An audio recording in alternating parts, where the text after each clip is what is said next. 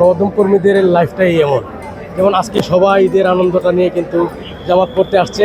তারা সবাই যখন নামাজ পড়তেছিল আমরা কিন্তু তখনও মানে তাদের এই নামাজ কভারেজ দিচ্ছিলাম। যেমন এখানে এই ফুটেজ সংগ্রহ করলাম, বাসায় যাব, বাসায় যাওয়ার পরে এই ফুটেজ আবার এডিট করতে হবে, অফিসে পাঠাতে হবে, স্ক্রিপ্ট লিখতে হবে। এগুলো করতে করতে দেখা গেছে কি একটা পর্যায়ে বিকেলটাই চলে যায়। তখন আসলে ফ্যামিলির কারোর সাথে ইচ্ছা করলে ঘোরার সুযোগ থাকে না।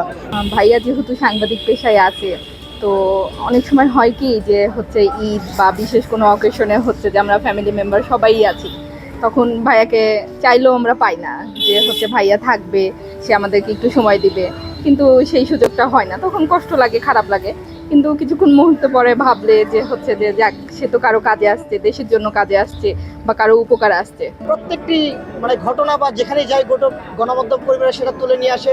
তাদের আসলে পরিবার পরিজন, সেখানে তো আসলে খুব একটা সময় দেওয়ার সুযোগ থাকে না। আজকে এখানে ঈদের নামাজ আদায়ের জন্য মুসল্লি রাষ্ট্রের বিভিন্ন জায়গা থেকে কিন্তু গণমাধ্যম কর্মীরা তাদের যে পেশাদারিত্বের জায়গা থেকে তাদের পরিবার পরিজনকে রেখে তারা এই যে জায়গায় যে সংবাদ সংগ্রহ করেছেন, এই সংবাদ দেশবাসীর কাছে পৌঁছে দিয়েছেন। এই জন্য গণমাধ্যম কর্মীদের প্রতি ভালোবাসা এবং শ্রদ্ধা এবং কৃতজ্ঞতা। আসলে আমার হাজবেন্ড সাংবাদিকতা করে, কিন্তু আসলে বিভিন্ন প্রোগ্রাম, ঈদ অনুষ্ঠান বা অন্যান্য অনুষ্ঠানে, পারিবারিক অনুষ্ঠানে আমরা যখন দরকার তখন তাকে কাছে পাই না। এতে আমাদের খারাপ লাগাটা কাজ করে, কিন্তু যখন দেখি যে টেলিভিশনে তার নিউজ প্রচার হচ্ছে বা দেশের কোনো কাজে আসতেছে সে, তখন ভালো লাগে। বাচ্চাদেরকে অনেক সময় ঈদ অনুষ্ঠান বা অন্যান্য প্রোগ্রামে আমাকে নিয়ে যেতে হয়, বাচ্চাদের খুশিটা, আনন্দটা আমাকে দেখতে হয়। পাশাপাশি ওকে যদি বলা হয় যে আসো, কিন্তু দেখা গেছে যে আসলো, ঠিক আছে, কিন্তু কোথাও হতে একটা ফোন আসছে, হঠাৎ চলে যেতে হয়। ঈদ বলতে গেলে তো সবাই একসাথে উদযাপন করা, সবাই একসাথে ঘোরাঘুরি করা বা একসাথে সময় দেওয়া, কিন্তু আমার ভাইয়া সাংবাদিকতা করে কিন্তু আমাদের মানে তেমন সময় দিতে পারে না। সকালে ঈদগাহ মাঠে গেলেও ঈদগাহ মাঠ থেকে আসার পর এই বাসায় আসা মানে খাওয়া দাওয়া করে তারপর আবার চলে যেতে হয়েছে। আসলে আমরা যারা সাংবাদিকতা করি, আসলে আমাদের বিশেষ দিন বলে কোনো কথা নেই। যেমন ঈদের দিন, আমি যদি শোলাকিয়ার প্রেক্ষিতে বলি, কিশোরগঞ্জের প্রেক্ষিতে শোলাকিয়া ঈদগাহ বেশি সর্ববৃহৎ জামাত, 5টার সময় আমার ঘুম থেকে উঠতে হয়, 6টার মধ্যে শোলাকিয়া ঈদগাহে থাকতে হয়। আমি এই কোনো ঈদের আজকে থেকে 15-20 বছরের মধ্যে আসলে ওই একই রুটিনে চলতে হয়েছে। শোলাকিয়া কভার করতে যেয়ে আমি যখন আসি, আমার ওয়াইফ ছেলেটা ঘুমিয়ে থাকে, এই ঘুমের মধ্যে রেখে আমাকে আসতে হয় এই শোলাকিয়া রিপোর্ট কভার করার জন্য। আর এই শোলাকিয়া লাইভ রিপোর্ট সব কিছু শেষ করি, অফিসে কাজ শেষ করে যখন বাসায় ফিরি, দুপুর গড়িয়ে যায়, তখন আসলে এই পরিবারের লোকজনের সাথে দেখা হয়।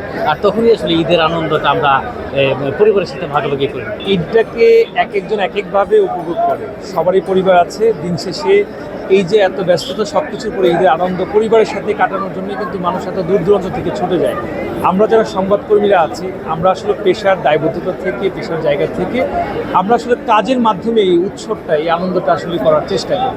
তবে ফ্যামিলির একটি আক্ষেপ কিন্তু থেকে যায় যে ঈদের যে শুরুটা বা সকালটা, নামাজটা, এই সময় পরিবারের সদস্যদেরকে নিয়ে একসাথে করে নামাজ আদায় করা, কোলাকুলি করা, এই জায়গাটায় আমাদের কিছুটা অপূর্ণতা থাকে। আমরা যারা সংবাদকর্মীরা রয়েছে, আমরা এটাকে আসলে বোর ফিল করি না।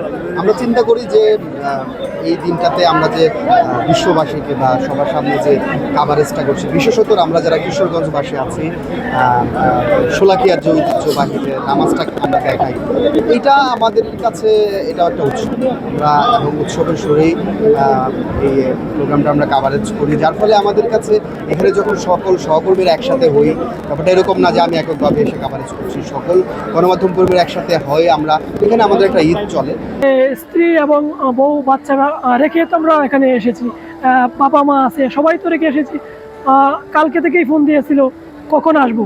আমরা আমাদের যে দায়িত্ব আসলে মানুষের মধ্যে সংবাদটা প্রচার করা এবং মানুষের সংবাদ পাওয়া, মানুষের অধিকার, এই অধিকারটুকু আমরা কিন্তু নিশ্চিত করার জন্য চেষ্টা করি। সব মিলিয়ে তারাও একটা আমাদের আবদার আছে, ফ্যামিলির একটা অধিকার আছে আমাদের প্রতি। কিন্তু ফ্যামিলির অধিকারের চেয়ে আসলে সবচেয়ে বেশি অধিকার মনে করি গণমাধ্যম কর্মী হিসাবে দেশ এবং জনগণের যে অধিকার, আমরা রাষ্ট্রের চতুর্থ স্তম্ভ, সেই অধিকারটা আসলে গুরুত্বপূর্ণ অধিকার। সেই জন্য ফ্যামিলির অধিকার থেকে বঞ্চিত করে হলো রাষ্ট্রের অধিকার পালন করি।